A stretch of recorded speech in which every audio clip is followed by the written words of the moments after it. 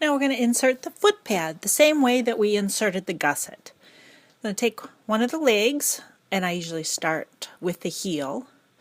Kind of get that fur out of the way. Get your foot pad and make sure you find which one part is the heel, which is this part here. Line up that mark to the center seam, just like we did with the gusset. And then put a couple of stitches in here.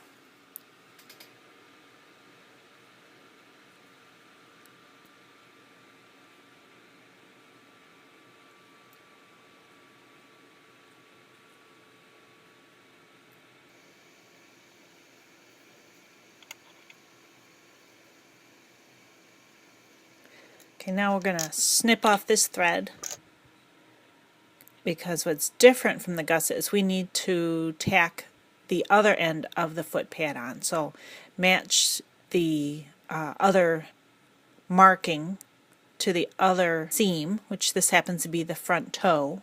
Attach it, kind of tack it that same way again.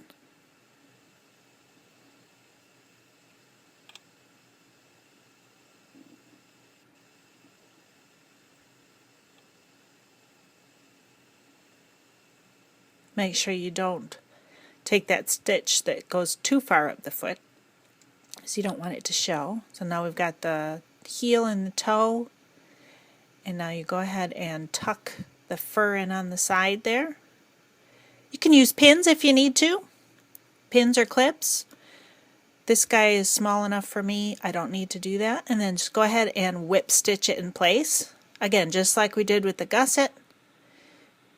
Here we're coming all the way around. We've got this just about done.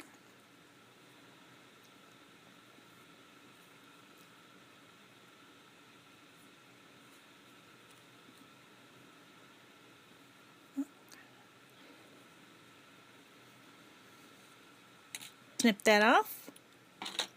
Okay, now it's all basted in place. Now we're ready to do the back stitch. On the foot pads, although you most certainly can use a doubled length of thread, I happen to use a single length of thread.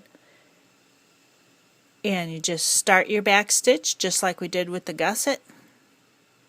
Make sure it's not up too high when you take your stitches. And when we get to that toe, we're going to treat it the same way as we did the seam at the middle of the gusset on the nose. Take a stitch or two right next to the left side of the seam, and then bring the thread over and spread the seam open a bit there, and then bring the needle right down on the right side of the seam. That way it's a tiny stitch. Bring the needle back down on the left side of the seam, and then you can keep going. It is not as critical as the nose. It's not going to be as stressed as the nose. But now you can just continue your back stitch.